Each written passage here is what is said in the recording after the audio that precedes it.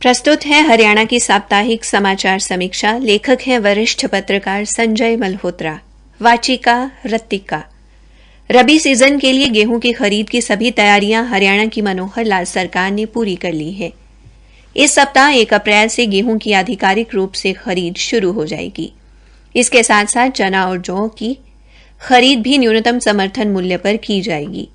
सरसों की खरीद का कार्य पहले से ही शुरू हो चुका है। सरकार के प्रवक्ता के मुताबिक गेहूं की खरीद का काम 1 अप्रैल से शुरू होकर 15 मई तक चलता रहेगा। बीते सप्ताह इस संबंध में लगातार तैयारियां चलती रही। मंडियों में किसानों को किसी प्रकार की समस्या का सामना न करना पड़े, इसके लिए सरकार पुख्ता इंतजाम करने का दावा कर रही है। सरकार का प्रयास है कि मंडियों में किसानों को कम से कम समय बिताना पड़े और उनका सारा का सारा उत्पाद न्यूनतम समर्थन मूल्य पर ही विक्रय हो। जैसा कि ऐलान किया जा चुका है, इस बार सरकार गेहूं का समर्थन मूल्य 2015 रुपए प्रति क्विंटल की दर से देने जा रही है। चने का न्यूनतम समर्थन मूल्य 5230 रुपए प्रति क्विंटल होगा, जबकि जौ का समर्थन मूल्य 1635 रुपए प्रति क्विंटल होगा। वहीं सरसों का न्यूनतम समर्थन मूल्य 5050 रुपए प्रति क्विंटल निर्धारित किया गया है। प्रदेश के किसानों को बाकायदा ये मूल्य मिल रहा है और बड़ी मात्रा में सरसों मंडियों में पहुंचने लगी है। खरीद की प्रक्रिया में लगी सभी सरकारी एजेंसियों को भी इस बार पूरी तरह से मुस्तैद किया गया है। गेहूं की खरीद खाद्य एवं आपूर्ति विभाग, हैफेड और हरियाणा वेयर हाउसिंग कॉरपोरेशन के जिम्मे रहेगा।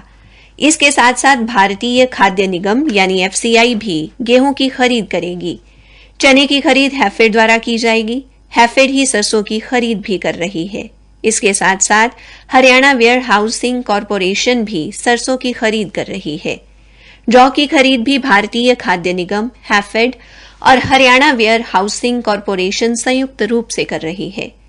हरियाणा सरकार ने जिस गंभीरता से इस वर्ष सरकारी खरीद को लिया है, वो सराहनीय है।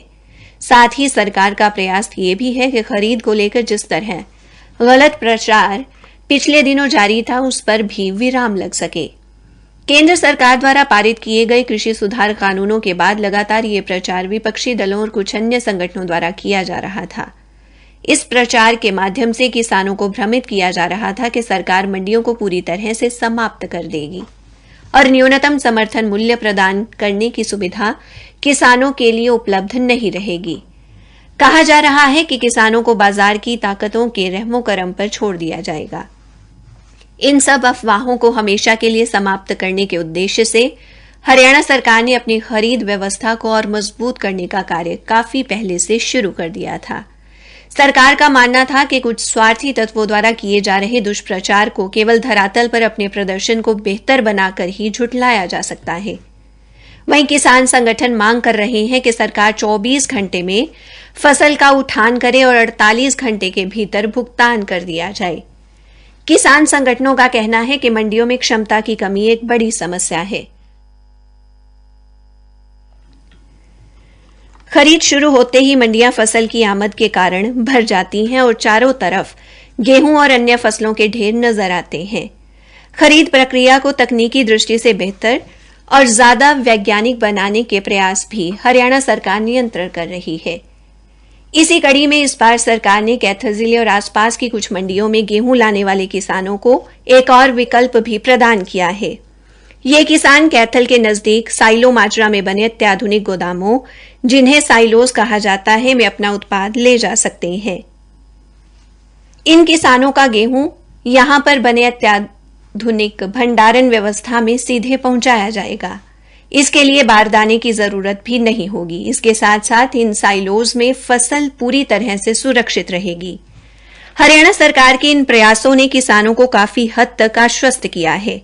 प्रदेश के प्रगतिशील किसान भली भांति समझ रहे हैं कि कुछ विरोधी शक्तियां अपने राजनीतिक हित साधने के लिए उन्हें भ्रमित करने के प्रयास में जुटी हैं। लेकिन जिस प्रकार की तैयारियां प्रदेश सरकार ने खरीद को लेकर की हैं, वो साबित कर देगी कि किसानों का हित सर्वोपरि है। इसी के साथ समाचार समीक्षा समाप्त हुई।